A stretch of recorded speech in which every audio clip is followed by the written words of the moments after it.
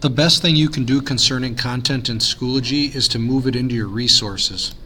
So how to do that is open up your course, and under the Options tab, click Save the Course to Resources.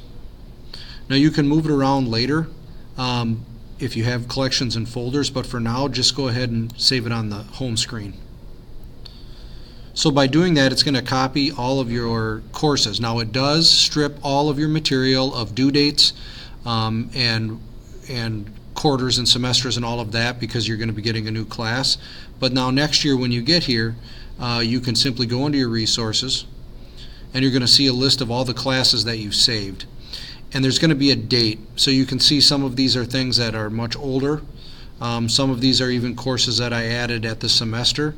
But when it's ready, you're going to see one called May 20th, and here's the one that I just uploaded.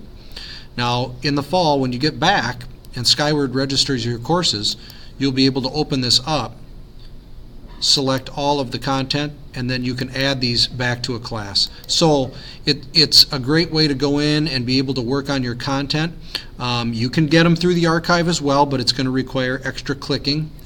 So right now at the end of the year, if you just quickly go in and save all of your courses into resources, they'll be waiting for you when you get back, or you can work on them over the summer.